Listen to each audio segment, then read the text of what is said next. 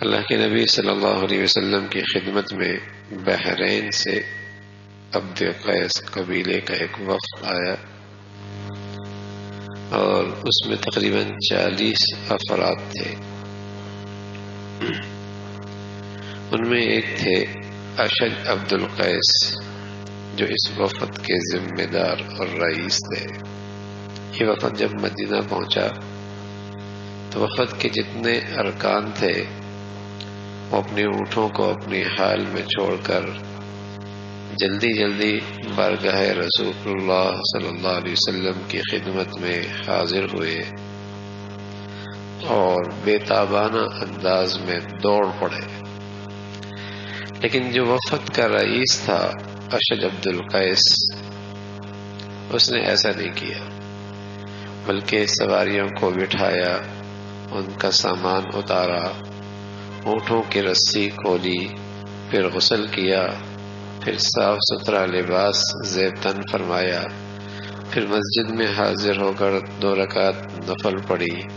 اس کے بعد بارگاہ نبوی رسول اللہ صلی اللہ علیہ وسلم کی خدمت میں حاضر ہوئے.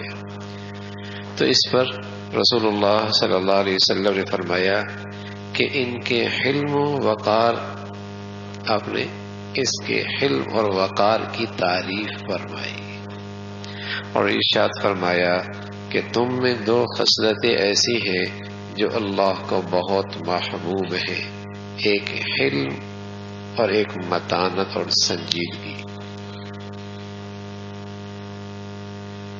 تو رسول اللہ صلی اللہ علیہ وسلم نے ان 2 خوبیوں کی تعریف فرمائی.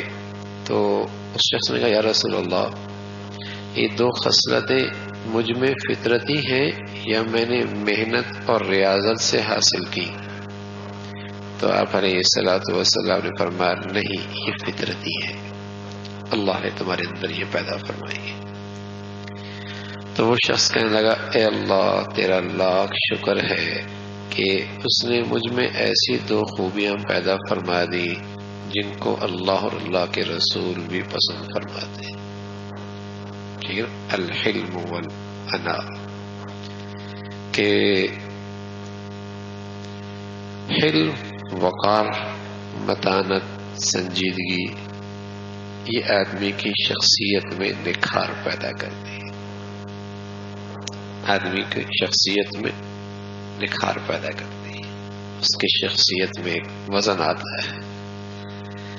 اب بہت سارے لوگ تھے، انہوں نے جہاں سواری چھوڑی اور بھاگ کھڑی ہوئی اشتیاق میں، لیکن اس نے تحمل کے ساتھ، آرام کے ساتھ سارا معاملے نمٹا کر بہت اہتمام سے، سنجیدگی کے ساتھ، وقار کے ساتھ حضور علیہ الصلوۃ والسلام کی خدمت میں حاضر ہوئے. جلد بازی نہیں کی، جلد بازی نہیں کی. تو رسول اللہ صلی اللہ علیہ وسلم نے فرمایا الانات من اللہ والعجلۃ من الشیطان. سالم بن سعد فرمانے لگے کہ رسول اللہ صلی اللہ علیہ وسلم نے فرمایا سوچ سمجھ کر اور اطمینان سے کام کرنا یہ اللہ کی جانب سے ہے، اور جلد بازی شیطان کی طرف سے. بے سوچے سمجھے، بے سوچے سمجھے. اچھا پھر پچھتاتا بھی ہے، شرمندگی بھی ہوتی ہے، میں نے جلد بازی کیوں کر دی، میں نے جلد بازی کیوں کر دی.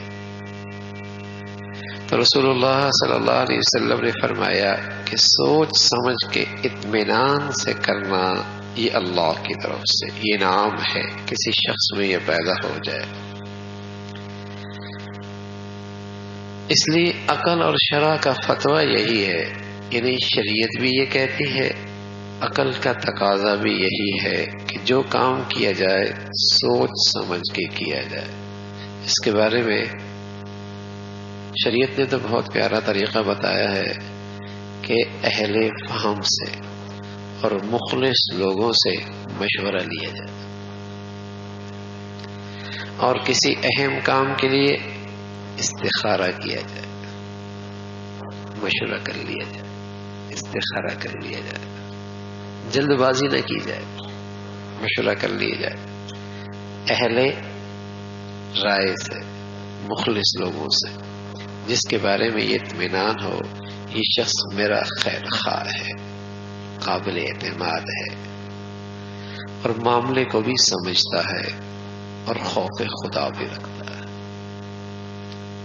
رسول اللہ صلی اللہ علیہ وسلم نے اس کو بہت پسند فرمایا ہے، اور خصوصاً اہل تقوی سے مشورے لینے سے اللہ اس معاملے میں خیر ڈال دیتے۔ اب تو طبیعتوں میں تحمل رہا ہی نہیں، برداشت، تحمل، بردباری ختم ہو گئی، اور خاص طور پہ ازواجی زندگی میں، خانگی زندگی میں جو یہ تیر چلا دیتا ہے زبان سے، پھر ساری زندگی بیٹھتا ہے۔ یعنی شاید ہی کوئی ہفتہ گزرتا ہو جب کوئی ایسا کیس نہیں آتا ہو کہ میں نے تو بس جلدی میں کہہ دیا، اچھا پھر تلاش کرتا ہے کہ ہو گیا اب بچاؤں کیسے، جلد بازی میں حرکت کر دی، طلاق دے دی، غلط بول نکال دیے، اب دوڑتا ہے کوئی راستہ نکل جائے، چاہے کسی کے پاس جانا پڑے، کوئی بس مجھے راستہ نکال دے کہ بس کسی حرام کے ساتھ زندگی گزار لے اور مجھے جائز ہونے کا فتویٰ دے دے۔ وجہ کیا بنی؟ جلد بازی۔ اگر کوئی ایسا مسئلہ زندگی میں پیش بھی آ جائے تو پھر بھی شریعت کا تقاضا کیا ہے؟ سوچ سمجھ کے پہلے کسی دین والے سے، شریعت والے سے پوچھ لو بھی، اس میرے مسئلے کا حل کیا ہے؟ اگر میں نے گھر ختم ہی کرنا ہے تو شریعت نے اس کا بھی راستہ بتایا ہے، لیکن مشورہ نہیں، تحمل نہیں، بردباری نہیں، جلد بازی ہے طبیعتوں میں، اور ایسا نقصان کر بیٹھتا ہے ساری زندگی، شرمندگی، ندامت۔ تو اللہ یہ خوبیاں ہمیں بھی نصیب فرمائے۔